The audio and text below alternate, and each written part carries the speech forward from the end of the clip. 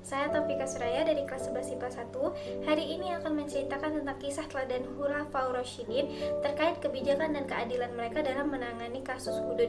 Di sini saya akan memberikan contoh Khalifah Umar bin Khattab dalam menegakkan keadilan tanpa pandang bulu. Nama Khalifah Umar bin Khattab tercatat dalam sejarah umat Islam sebagai pemimpin yang adil. Salah seorang sahabat utama Rasulullah Shallallahu Alaihi Wasallam itu sangat tegas dalam menegakkan keadilan, sekalipun terhadap kalangan berada atau elit. Dia berjulukan Al-Faruq, artinya pemisah antara yang hak dan yang batil. Suatu ketika, anak Amru bin As mengikuti sayembara pancuan kuda. Tiba-tiba kericuhan pecah ketika nama pemenang hendak ditentukan. Merasa sebagai anak gubernur Mesir, putra Amru itu mengklaim lebih berhak menyandang titel juara. Sementara, lawannya yang berasal dari kalangan rakyat biasa tidak menerima dalih itu.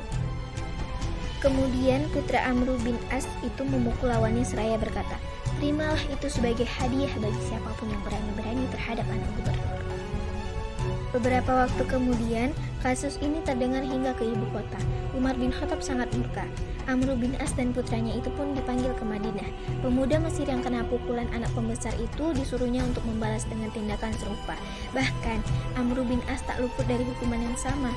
Bagi Umar, hal itu perlu supaya menjadi pembelajaran bagi siapapun agar tidak main-main terhadap rakyatnya. Dengan dasar apa kamu memukul pemuda itu? Sedangkan ibunya sendiri melahirkan dia dalam keadaan yang merdeka. Cergah Umar kepada anaknya Amru. Baiklah, itu saja yang bisa saya sampaikan mengenai cerita kisah teladan Khulafaur Rasyidin, yaitu Khalifah Umar bin Khattab dalam menegakkan keadilan tanpa pandang bulu. Itu saja. Apabila ada kesalahan saya mohon maaf. Saya akhiri. Wassalamualaikum warahmatullahi wabarakatuh.